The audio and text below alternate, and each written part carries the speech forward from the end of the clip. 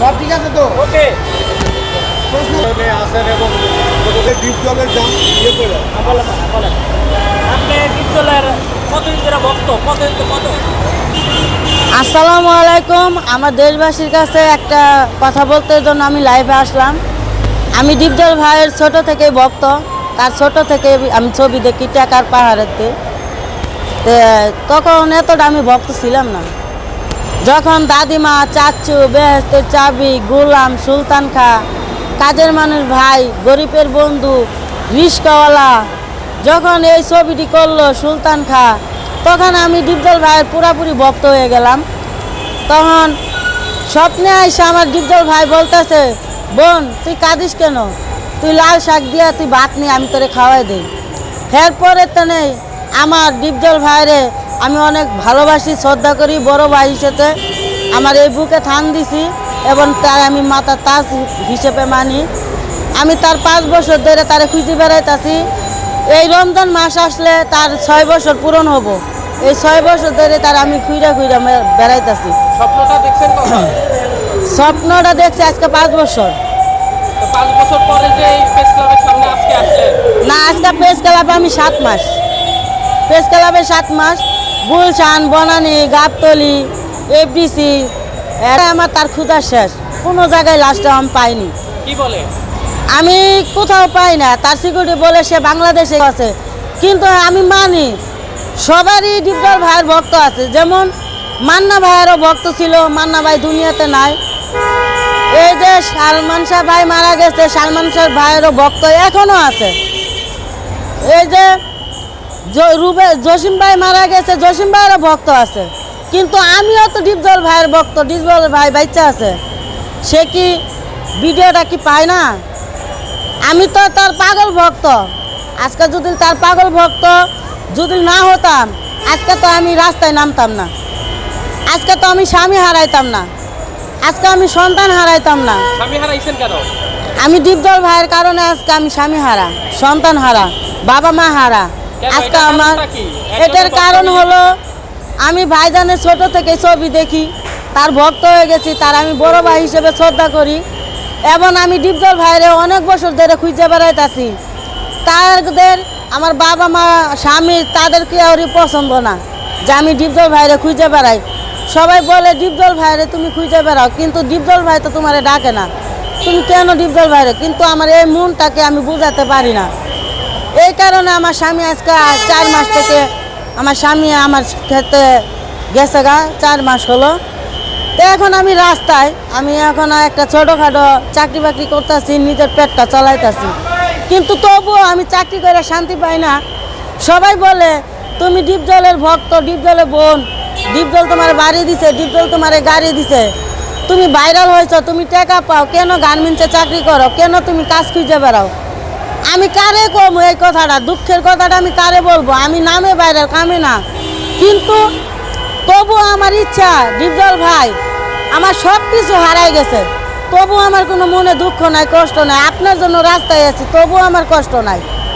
আমার একটাই কষ্ট, আপনি স্বপ্নে যে আমার লাল শাক দিয়ে ভাত খাইছেন সেটা আমার বাস্তব করে দিবেন।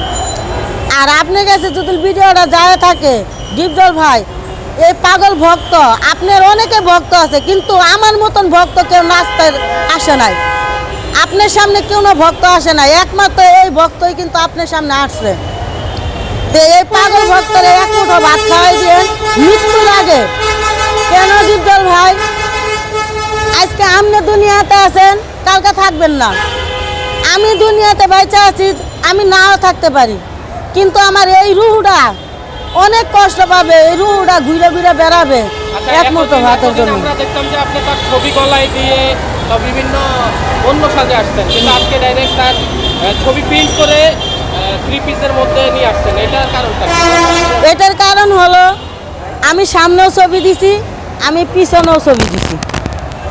আমার কারণ হলো ডিপজল ভাই যদি পিছন থেকে আসে, তার আত্মীয় স্বজন আমার পিছনে দেখবে, আর যদি সামনে টানে আসে তারা আমার সামনে টেনে দেখবে, দেখে আমারে ডাক দিবে এবং ডিপজল ভাইয়ের কাছে লয়ে যাবে, আমারে এক মুঠো ভাত খাওয়াই দিবে। তো এটার জন্য আমি পিন করছি, 3000 টাকা লাগছে পিন করছি। তো এর জন্য আমি ইলিয়াস কাঞ্চন ভাইজানরেও আর ছবি দেখছি, বেদের মেয়ে জুসনা করে আজকে এত দূর আসছে, সে ইলিয়াস কাঞ্চন হয়েছে। তো আমি একটা ইলিয়াস কাঞ্চন ভাইরে কথা বলতে চাই যে ভাইজান আপনিও ছবি করেন, হ্যাঁ ছবি করেন, কিন্তু আমি কিন্তু ভিক্ষুক না। আর আপনার তো আমি সাহায্য চাইতে আসি নাই, আপনার কাছে একটাই সাহায্য চাইতে আইছিলাম যে ডিপজল ভাইয়ের কাছে আপনি আমারে লয়ে যাবেন।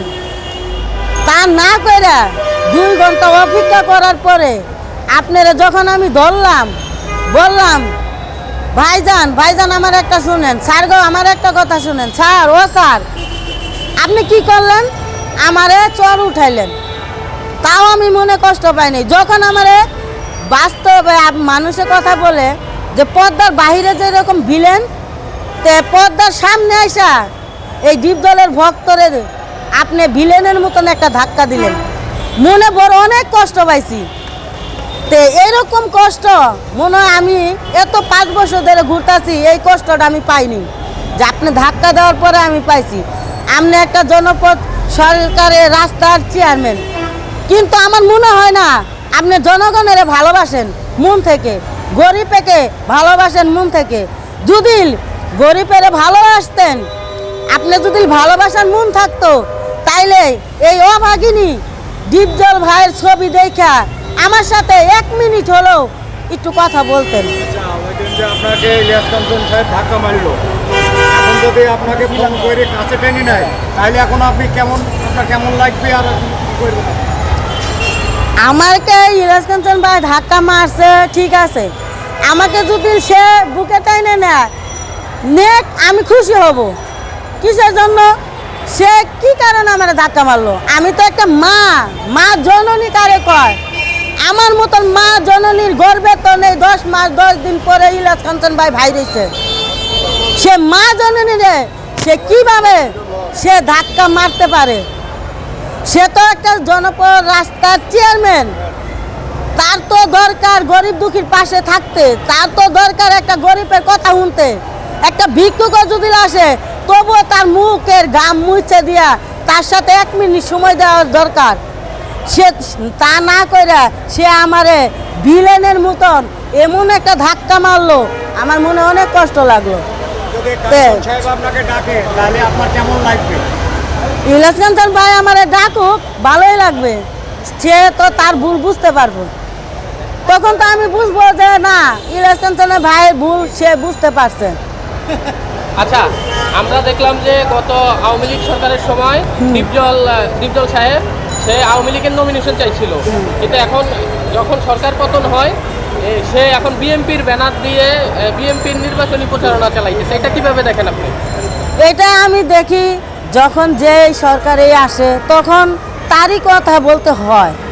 সে আগে বিএনপি একটা নেতা ছিল, তাকে অনেক মানুষের চাপ দেওয়ার পরে সে আওয়ামী লীগ হয়েছে।